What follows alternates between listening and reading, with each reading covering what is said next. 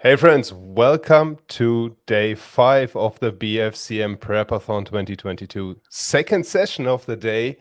I'm super excited to be here with my friend Dennis Yu from Blitzmetrics. But before we dive into this, go and check out this pinned comment that we have everywhere, because when you share your biggest takeaway, you can win Amazon gift cards, one-on-one consultancies, Cloudways hosting credits, and a lot more. So you don't want to miss out on that. Dennis, it's super amazing to have you here because we're speaking about thriving in uncertain times. And if there's one person I personally pay attention to when it comes to thriving in all sorts of circumstances, it is you. So thank you so much for being with us. Thank you, Jan, and thank you for inviting me. How many years has it been since our first webinar? I think it's 7 now. I think in 2015, you gave me the first honor. Well, it's a great honor for you. And I was thinking about today's topic on how to pivot during uncertain times. And the way I think of it is when there's uncertain times, people, they get scared because of the economy. I view it this way: as a business owner and all of us that make money through employing other people, through having clients, it's like everything's on sale. So if you know there's a big sale coming up, are you scared or are you excited? That's a refreshing perspective. Why is everything on sale? How do we leverage that? Yeah, exactly. Well, if you're a business owner and labor is on sale and you can buy other companies because they're on sale, or everything else that you want to buy is on sale, then this is great. You can get ahead if you're a winner. So last 2 weeks, I've spent time with several friends who are billionaires, several friends who have sold their companies for hundreds of millions of dollars. And what they've been doing in the last 2 years is growing like crazy because the competitors are uncertain. Then the number one strategy is invest more, to get ahead. Invest more heavily. Now, That's interesting. if you're not an industry leader, if you're not in the position to be able to spend more money on ads, to be able to hire more people, to step on the gas in other ways, then you're going to focus more on relationships. So I want to show either end of this straddle strategy. So when times are uncertain, That's brilliant. if you're small, then a lot of people are thinking, I need to focus more on like more immediate things like direct sales. But everything I've seen, and I'm curious to see what you have to say on this, Jan, has been focusing on the relationships that drive the trust. And the reason why is that when there's economic uncertainty and consumers aren't really sure, they make less purchases that are necessary, right? I mean, look, I'm old enough. I'm almost 50. I've been through 3 recessions, major recessions in the United States, and every time that I can remember that there's been a problem, the restaurants have, the fancy restaurants have always been full, right? When we're technically in a recession now in the United States, which is 2 consecutive quarters of economic decline, and all the fancy restaurants are full. Rolex watches, do you know you can't buy a men's Rolex watch right now? Yeah. Waiting list is like 2 years for a Submariner or something like that. Yeah. So there's always people, if you're dominant in your industry, there's always people that want to buy your stuff, no matter what. But if So you in the don't, end, it's about positioning then. yeah, It's about keeping a healthy context and a healthy mindset, yeah, seeing this as an opportunity and not going back to the wall and I can do anything, but rather let's see what we can do about this. How do we need to adjust the target audience? How do we yeah, go about networking and building yeah, new contacts who can afford yeah, us? yeah. Especially if you have a premium product, especially if you have some kind of advantage. Economic uncertainty is how you're able to make more money. I have so many friends where they went from 10 million to 100 million or whatnot during COVID, during the last 2 years, when everyone else was worried and whatnot. And let me show you, let me share my screen here so you can see. So I'm not just talking like theoretically. All right. Can you see this? Yep. So this is my friend, Ken, our mutual Ken, right? friend. You know Yeah. Ken. Yeah. He's a rock star. And we hung out in San Diego last month at the Traffic and Conversion Summit. This is the big conference for digital marketing people. And full disclosure, everyone I'm showing you is a friend and a client, right? I love to hang out with friends of mine. It's crazy. And he launched this product called the GoBox Studio. And it's expensive, $11,000 for this box. And you just open it up and it instantly converts into this video studio. And he was afraid that it would be too expensive, but he got some of the biggest names. I'm not allowed to mention who they are. I mean, maybe I can. You probably know who these people are that have bought this. And the way he did his marketing is not a traditional e-commerce model where he's saying like there's a sale. Like Rolex and Apple, they don't put their stuff on sale, right? It's that he built his relationships with the top video people in the world, like the Grant Cardones and Alex Hormozis and whatnot. Those, you know, these kinds of clients. And just by showing what his stuff is and positioning it as premium, where it's about the relationships, like he was in, like if I do a search, you can literally see his strategy by Googling him. He's literally teaching webinars with other people like you do, Jan, like a lot of the ones you see here with Cloudways, where you can see here, he's Stephen Spencer. Here's the one on Ken, and Ken launched his podcast. And he's not talking directly about his equipment.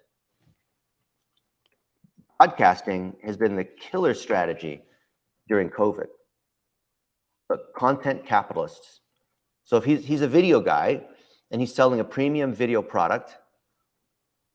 I'm actually working with him, and it's insane to see how he scaled this. I got a bit of a look behind the scenes from him. It's really inspiring. The people that he's interviewing. I'm one of the people that he's interviewed as well. And he's turned them into fantastic clips. Yeah. A lot of people don't realize how, look, let's say that I'm a successful entrepreneur and I want to start a podcast. And I see that Ken Okazaki's interviewing, let's say me or Josh Nelson, right? So here he's interviewing me. And he's got great clips. He pulls out these different clips, puts them on social media. Other people who follow me, they're going to say like, well, I could either go to Amazon and try to buy my camera equipment and microphone and lighting and all this kind of stuff and try to put it together, mess around with all the cables and make everything fit together. Or I could just buy the thing that Ken and Dennis are talking about, right? Because I want to be like Ken, or I want to be like Peng Joon, or I want to be like these other people. Coming back to positioning, 100%. There's a great question. Go ahead. So sorry to cut you off, but there's a great question that plays into that from Florian Avazzi. Will recessions impact digital agencies on their future? Absolutely. And I think that this is 100% based on positioning. And if you understand your target audience, and I would love to hear your thoughts in terms of pivoting and going after different audiences and changing the offers that you have to fight those recessions. What do you think about that? Well, if you've got a company that's already doing well, why would you change your strategy? You know, a change in strategy implies that there's some kind of weakness. The strategy should never change. The strategy is your goals, content, and targeting, those particular ingredients. And people who keep touching and adjusting the goals, content, and targeting, they think that they're winning, but really it's like, you know, having a plant and you keep pulling it out by the roots and digging it up every 10 minutes to check out the roots and see, is it growing? Is my plant growing? And then you put it back in the ground, plant it back down.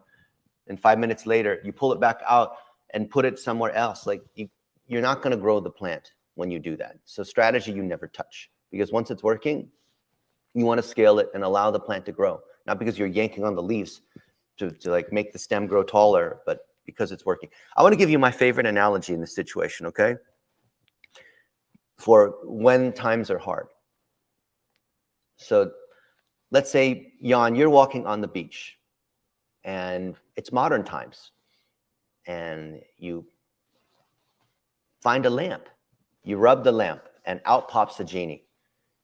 And the genie says, Jan, I'm going to give you 3 wishes, of course. This is what a genie does.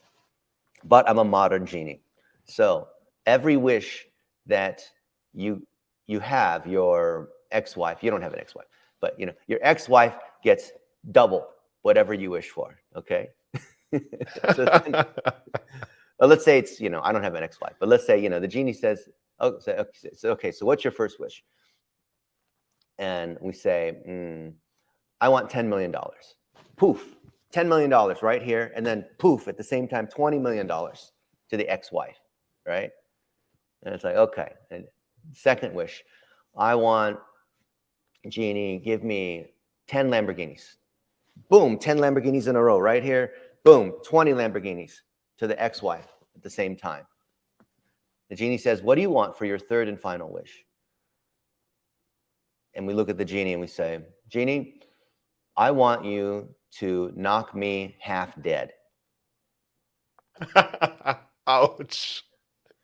And that's what happens during uncertain times, when times are hard. Fine, it might hurt everybody a little bit, but it's going to hurt them a lot more. Yeah. And this is not like a red ocean, blue ocean, or a scarcity mindset versus abundant mindset. This is about saying any advantage you have, any win you have is going to be doubled up. Any pain that you might have is going to be doubled on competitors. So building relationships and building strength, investing in people, investing more in ads, expanding into other channels, if you already are doing well, is a very smart strategy. I can show lots of these other examples here. Let's go look at some other examples of how this is done. Let's do it. My favorite thing to do is just interviewing other people that are kicking ass. So, I was in Pakistan a couple days ago. So these are the photos that are automatically uploaded to my Google account.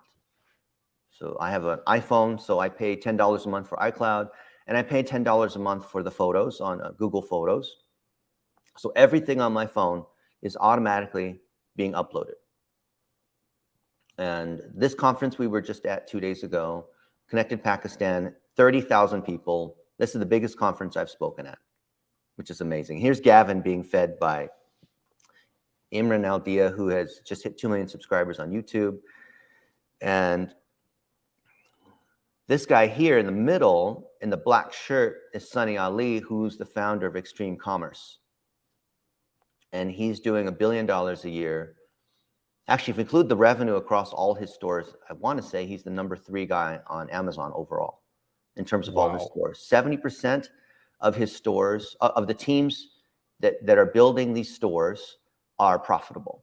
He has 1.2 million students across, I think, 30-something campuses all across the country.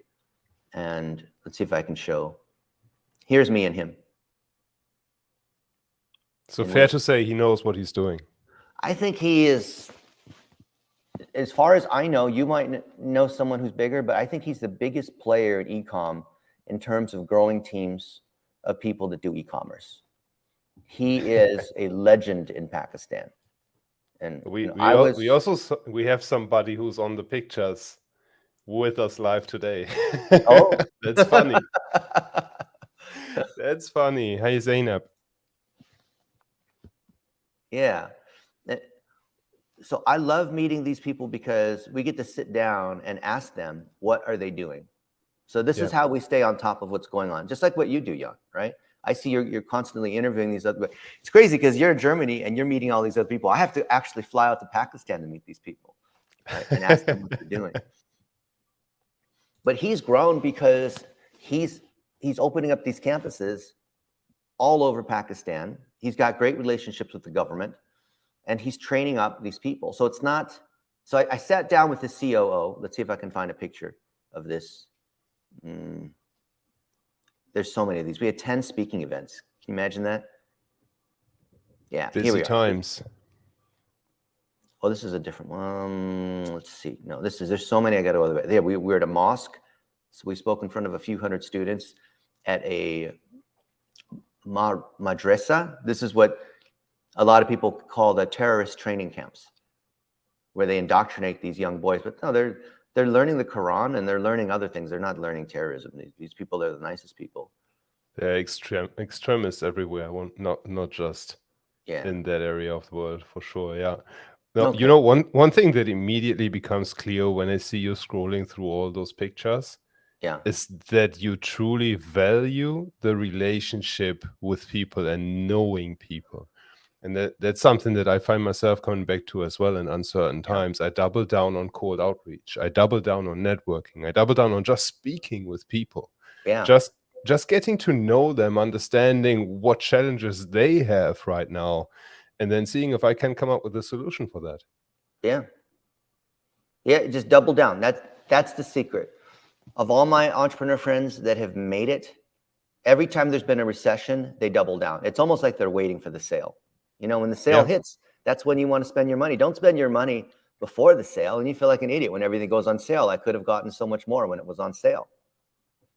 It's like those people who bought Bitcoin at 55,000 who are now complaining. Why are you buying on the way up? Yeah. You're 100%. I think that there's a quote from Warren Buffett, I think, who said, "Buy when there's blood on the streets." Yeah. And that's essentially the situation we are about to face. I think we will have the global recession from my experience. And then I think it's even a good thing to be running a business, running an agency, because that gives us the room to pivot and to change. Imagine being employed in Germany right now with gas prices just for heating quadrupling, sometimes even 10xing in certain areas without your salary. Like what are you going to do? Yeah. You can't heat your apartment. That is hard. But there's always money. I think a lot of people don't realize this. And part of it is like mindset. Part of it is being around the right people. So I love doing things like this. So this is my friend here on the far left in the green is Yawar Siddiqui. He runs a multi-seven-figure digital agency.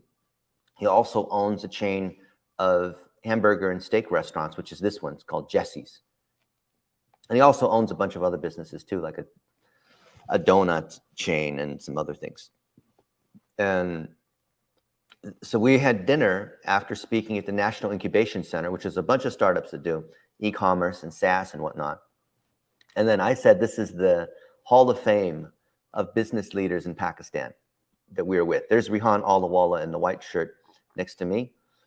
And this is, let's see, Parvez Abazi's not in this one. I think he's just out of the frame here. And this is Salim, who is the most connected, basically, politician in Pakistan on the far right. But you know what these guys do? What I learned about them is, so I've never met any of these people except for Rihan and Yawar before. Here's what these people do. And this is what I've learned from just, so I've never met these guys in person before. But here we go. This guy, Parvez Abazi in the purple, is a billionaire. He retired 20 years ago. He'd moved to London, but then he moved back to Pakistan because he wanted to start these incubation centers to help all these other people grow. And then there's Salim on the left there with Gavin in the middle. Here's the thing that I found is in common among these very successful, and these guys all own multiple businesses that all generate plenty of money. They spend most of their time hanging out with other successful entrepreneurs. And so their businesses just keep growing. You know what I mean, Jan? Yeah. So in uncertain times, they go so much further. So if I go back to dinner just 2 nights ago, I was in Dubai, and let's see. Why is this picture not showing up in this one? Oh, you know what? Because it's probably still uploading.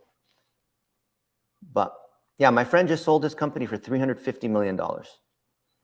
And he lived in the United States for 30 years and then moved to Dubai. There's the Burj. You've seen the Burj? Not in real life, no.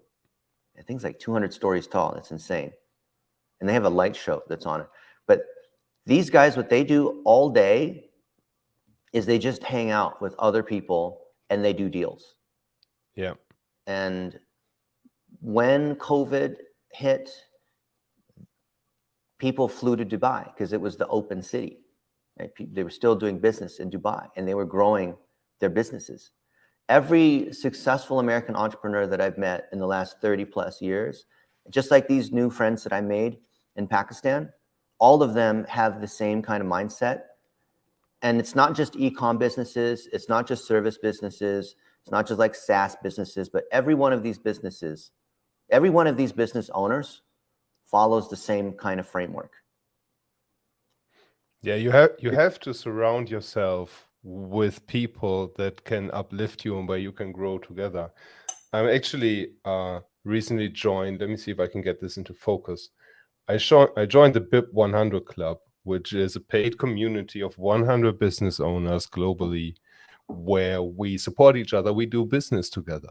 Yeah. And you need networks like this. And if you are not in Europe or in the US, or if you're not in a position where you have this network right now, Yeah. go out and build it. Speak with people. Yeah. Just having conversations. It's amazing that, especially during uncertain times where your potential client or consumer might be scared to buy, the thing that they're gonna go back to is the trust of who they believe in. So when you build relationships, like this guy in the orange shirt is Tanvir Nandla. He's the #1 SEO guy in Pakistan. He's got 7,000 paid students. He's got multiple of these businesses, and he's grown massively just in the last 2 years because everything shifted online. So economic uncertainty overall means more opportunity digitally. And it's crazy to see that Pakistan is growing so fast. I think COVID has helped Pakistan. They have 2 million freelancers that last year did just over $2 billion on Fiverr and Upwork and whatnot. And we're hiring a ton of people from Fiverr. We have a webinar with Fiverr. Fiverr asked us to do a webinar. It's in a week from now. So not only are more of our Pakistani friends making money, helping our businesses that are in e-commerce and service-based businesses, in the US, but it's good for everybody. That means more people need SEO. So they're going to hire people that are trained through Tanvir's program. And the other person I was showing you, Sunny Ali, I think I just closed that one. Here's what's amazing what he's doing in e-commerce. So he owns a ton of stores, and what happens is it's like an incubator at scale. I think he owns 30% of every one of these stores that he puts in the incubator. So in his group of who knows how many stores he has now, there will be the next unicorn. So imagine that you're investing and you're building thousands of these stores. You're already making $1 billion across them. And then when any one of them gets big and exits, you're holding a lottery ticket on every single one of them. But if you just have one store and you're a business owner of one store and you're trying to scale your one store, that's fine. But imagine if you've got a model that's so good that you can repeat that, and you know how to source products, you know how to do marketing, you have every piece of the system created. Why not? Right? Yeah. Because So it comes down to really understanding where you are at in these uncertain times right now. If you already have a product or service that's selling, double down on getting more people into the door. If you are struggling with making sales, speak with people, ask them why they aren't buying, and adapt and pivot and change your offer if needed. Yeah. If you have to change your offer, that's okay. That means you're still trying to find the product market fit. You're trying to figure out who are the people who really, really want to buy from you. We talk to a lot of e-com players, and they make the classic mistake of saying they serve everybody. Well, who buys your stuff? Everybody, because the more people you can potentially serve, the more potential customers you have, right? Yeah. It's the dumbest thing out there. I would rather have 100 people who really, really love my product versus like 1,000 people who bought it because there was a coupon, and like yeah, maybe I'll buy it, but whatever. And everything starts from that. So you either have got that or you don't. If you have it, then now is a great time. Because absolutely. you build more relationships, you spend more in the channel. Here's the other thing too. I've interviewed so many people, and it's amazing how many people can get to $10 million a year. Like of the people I know that have hit $10 million a year, most of them got there by succeeding in only one channel, which is crazy. Wow. Like just PPC. Yeah. Just email marketing. Just PR. And I don't want to name names because then I'll be shaming people. But I look at any, like there's thousands. I've met thousands of people who make $10 million a year in e-commerce. And they will have, so yeah, they got there because like there's one guy who's the St. John's wort. St. John's wort is like a vitamin herbal supplement thing. And like, that's his thing. That's his niche. And a lot of people say, oh yeah. I know what Dennis is saying. He's saying, choose a niche and, niche all the way down as niche as possible. Yeah, that's true. But that's not what I'm saying. This one guy who does this one vitamin, he got there through SEO, just through SEO. And if you look at every other part of his business, his email marketing strategy, his website is a piece of shit, his PPC sucks, his customer service isn't really there, his social media game is not there at all. Like everything is wrong about his business, except he's done what, well, of course he has a product that people like. Everything starts with that, which is what we just said. But from a marketing standpoint, he has only one channel. And every other entrepreneur I've met that has made it to $10 million, they pretty much just have one channel that works. They dabbled. Oh, let's go to Twitter. Let's start doing TikTok. Everyone says we should be on TikTok because that's the hot, crazy thing to do. No, You have to have something that, once you have one channel that's working really well, and until you have one channel that's working really well, and you're at, say, $5 million or $10 million, just keep scaling up the one thing that's working. That's it. Yeah. Don't venture into some other random thing because you heard a consultant talk about these 5 other really cool things. And then pretty soon you're doing 20 different things. All of them suck. You're just not going to get there, right?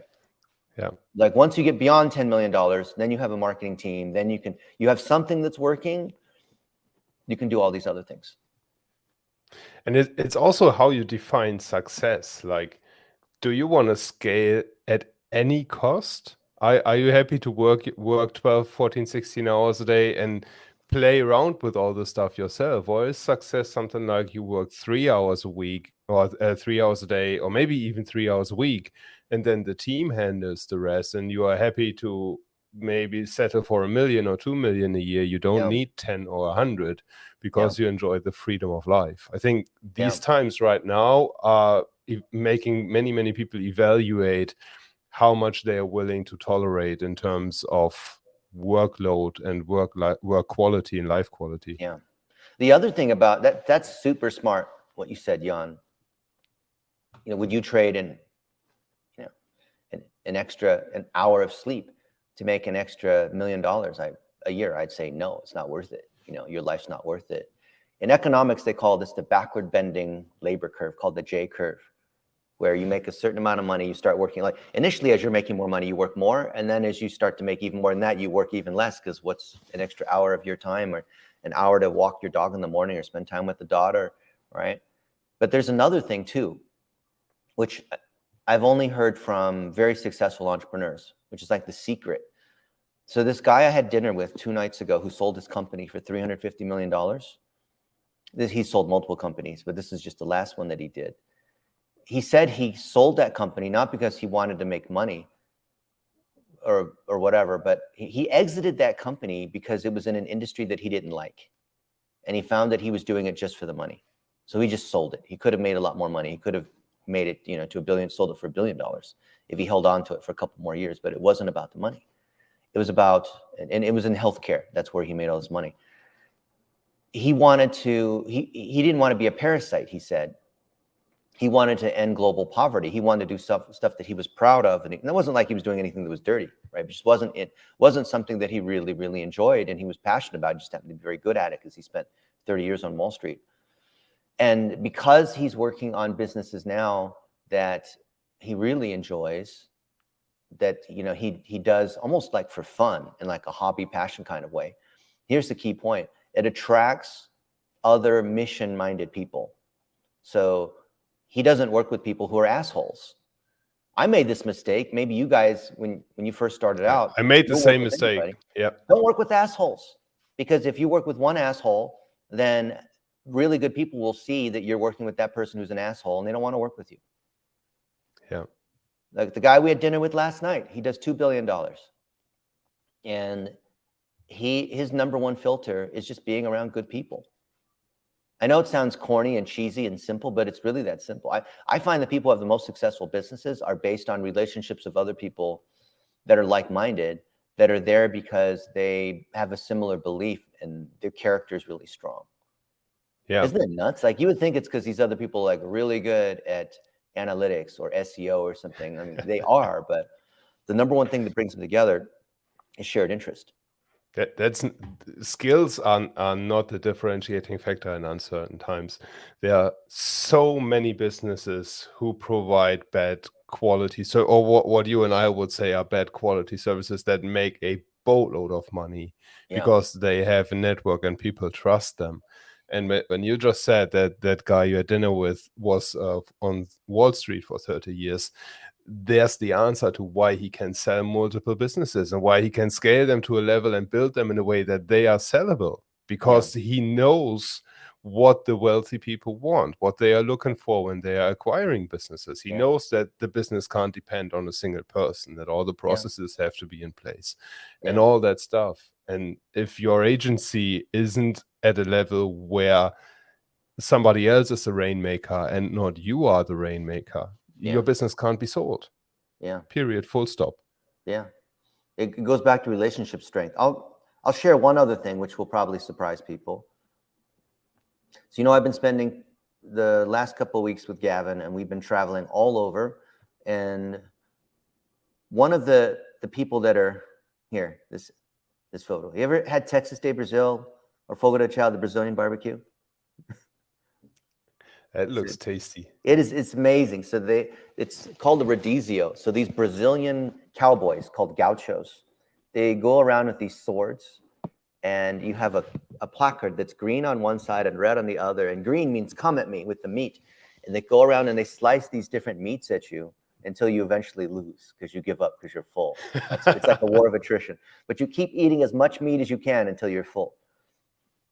So Gavin and I are having dinner with Victoria Kennedy. Victoria Kennedy is a direct competitor of Gavin.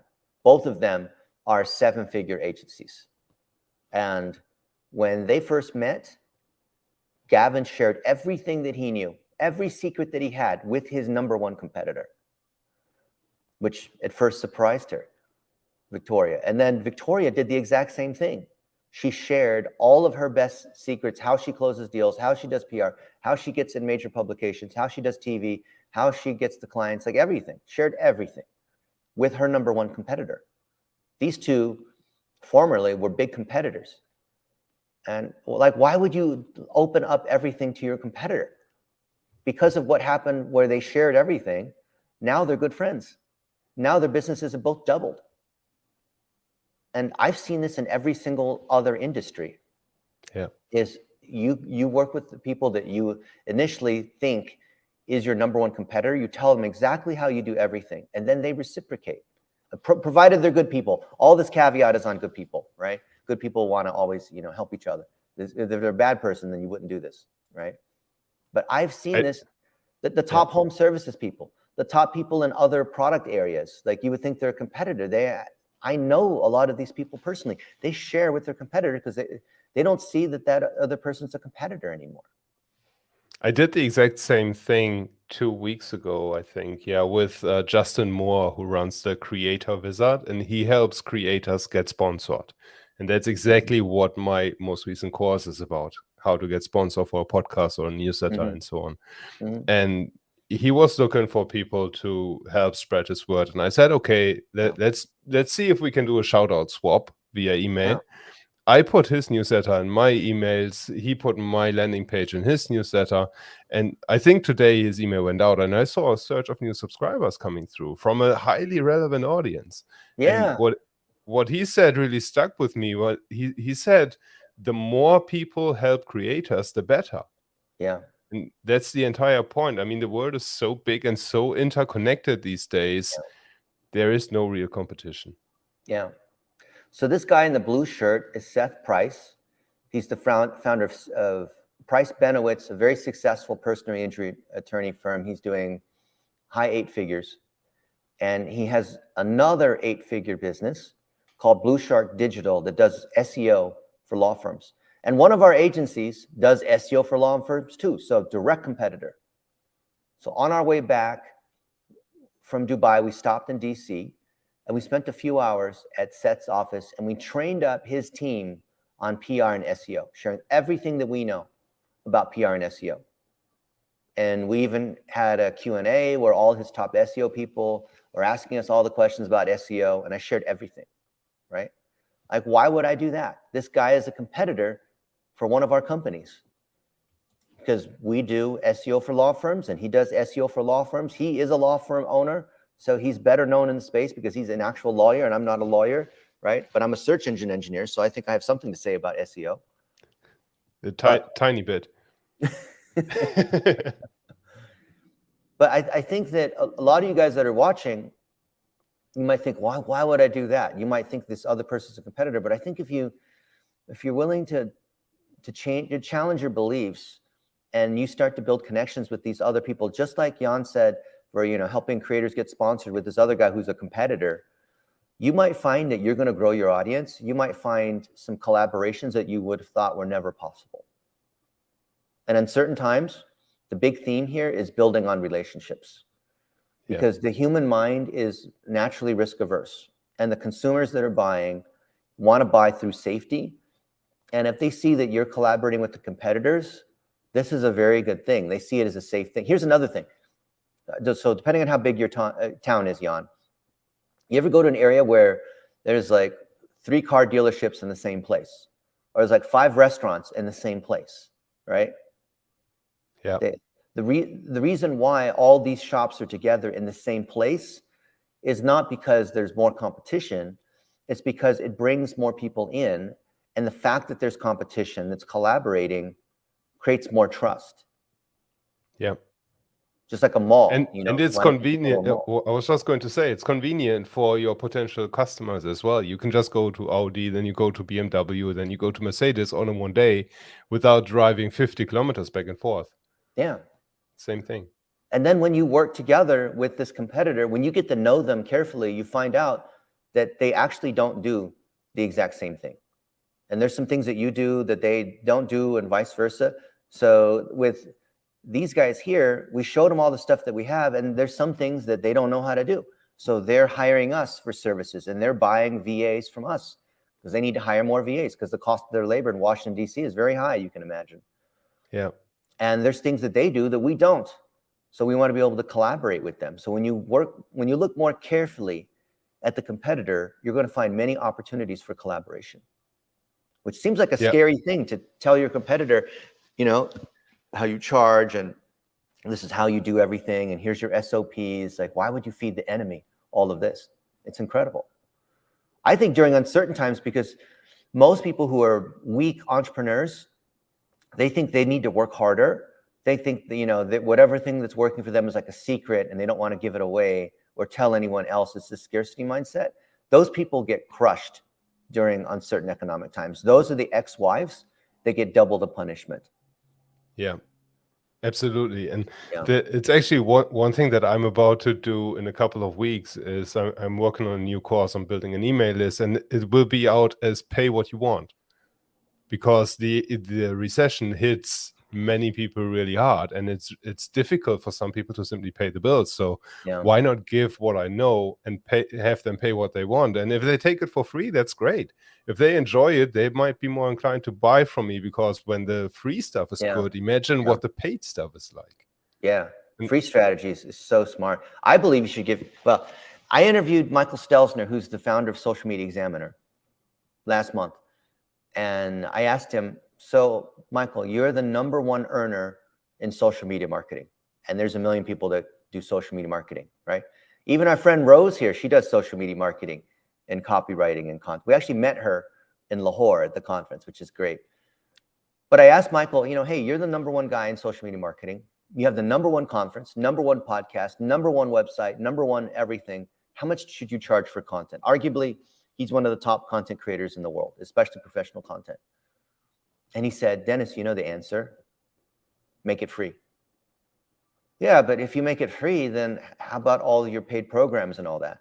And he said, people will pay for your programs, not because there's different information in them. It's all the same stuff, like on YouTube or whatever, you can find it for free. But What is it, Jan, that people pay for? The convenience that it's organized. Yeah. Yeah, they pay for the structure, and they also pay for the access, like the access to you in private coaching, or the access to you as done for you services. So anyone that's a service provider here, a service provider, an e-com, an agency, or whatnot, you should publish all your training for free, because that's going to drive more people who want to work with you. It drives more demand. It drives your awareness and exposure. It drives your ability to build relationships. I love to meet people in person. Jan likes to meet people more through Zoom and whatever. He's smarter than I am, so he doesn't have to travel as much. Maybe just lazy. But I hope you see through the direct examples that I've been sharing that when there's uncertain times, it's the relationships that you have. The relationships allow you to double down and be able to win in areas where you have never won before. It allows you to increase your exposure, the positioning like Jan talks about, so you can charge more. I've seen a lot of businesses make more money just by charging more, but I don't think you just blindly raise prices. When you raise trust, when you build the community rapport, you can increase your value without increasing your cost, which increases your profit, which allows you to spend more in marketing profitably, increases your LTV, this kind of thing. I love it. For the last, let's say, 5 to 10 minutes, I would love to take this conversation a little bit onto a higher level, on a 30,000-foot view. When it comes to the recession that we are into, even though the US redefined what a recession actually is, you gave the old definition, which is, I think, the correct one. What do you think is the impact on e-commerce as a whole? Do you see people buying more online? Do you see people going back into the local stores to support local? Like, what's your gut feeling there? It's hard to look at the macro picture, because do you remember back in 2000 when we had the dot-com bubble, people were going crazy doing things like selling dog food online and having free shipping, which like pets.com, and stupid business models that just a recession or downturn exposes stupid business models, because these other guys, they raise a lot of money. So if you take away those businesses that are ridiculous or that are funded by VCs but aren't actually profitable in and of themselves because it's based on a hype, a WeWork, or whatever kind of thing, then e-commerce is actually growing significantly. If you strip out the inflationary effect, which in the United States is about 8% right now. Some people will argue it's more, and the Fed says it's like 4 or 5%, but maybe it's closer to 10%. Then there's still a massive increase because of the shift to the frictionless, from being able to buy from many places at the same time. COVID accelerated this because you couldn't physically go into the stores. But now that the stores are mostly open, people are accustomed to working at home. They're accustomed to buying online. They don't want to go back to the office. Some places are requiring, the return to work thing, which of course creates more demand for travel related and like wearing nice clothes. But if you, like, when was the last time, Jan, you wore a nice shirt, like a tie or something like that? Probably never. Only when I have to go to special occasions. Yeah. So the shift to services is a huge one, because the younger generation wants to, I'm stereotyping, but we're talking at the macro level. The younger generation wants experiences more than ownership of a home. So things related to travel, things related to discretionary spending for younger adults is way up. The spending on TikTok, because people see an interesting item. Like, I watch magic tricks on TikTok. That's my guilty pleasure. So TikTok knows this and shows me these. And I have bought products. I have bought cool, like, wow, that is a cool magic trick. I wonder, is it easy enough to do? Because if I can learn how to do it in less than 5 minutes, I want to buy that magic trick, and then I can impress friends, right? And I've, $10, $20. Yeah, okay. I see this guy perform the magic trick on TikTok. I'll buy his toy for $10, right? That makes something disappear in a special way. So there's more of those discretionary sorts of purchases. The huge boom I see in AliExpress and Amazon FBA and other e-com stores is because of the global sourcing that has made things so much easier, because you can run ads on Amazon. because the local store. So I had a bunch of groceries delivered to me last night from Safeway, which is 0.5 miles from my house. I was too lazy to go to the store, and I went online and I ordered everything. I ordered pomegranates. These are fantastic.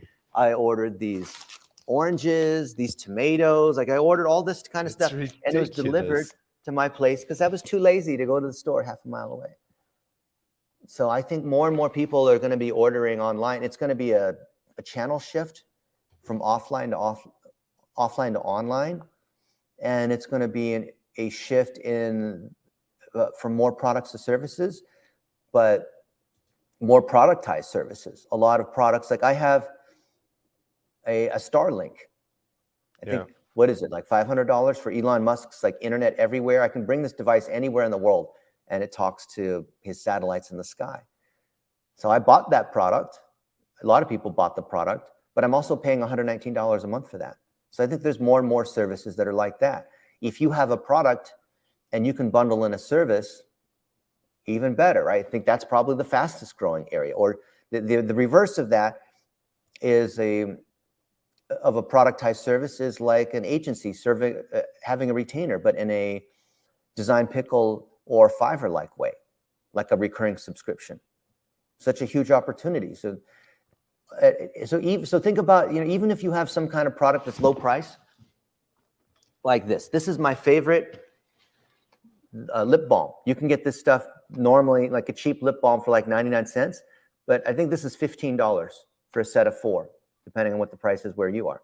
And so, if I'm Burt's Bees, I'll sell this, but I'm going to sell it as a subscription, or I'm going to bundle it in with some other items. I'm going to find a way to increase the LTV so that I can afford to do more in my marketing. Because if my product is only $2, I can't do any marketing on it, right? At least not direct to consumer marketing. Like all those razors and beard shaving creams and things like that. Yeah. Fantastic way to wrap up this conversation, Dennis. For everybody who's watching, we have a big guest coming on November 7th. I can't share who it is. You probably know him. Dennis definitely is friends with him. Stay tuned for that section on November 7th. That's going to be a great one. And we obviously have more people coming up today as well. The next session is an experts roundtable, winning actions to weather the recession storm, building up on what Dennis shared with us in this session. And Dennis, I would love to wrap up with that and hand it over to you. What final words do you have on the BFCM Prepathon? How did you like this experience today? Well, Jan, anything with you is absolutely fantastic. You're a fantastic host. What makes you a great host, and the Cloudways team in general, is that they're well organized, they're well prepared, they have a great network, and they're here to provide services and not sell hosting, not sell their particular product. So if you see what Jan's doing, like, don't listen to what these other experts say. Look at what they actually do.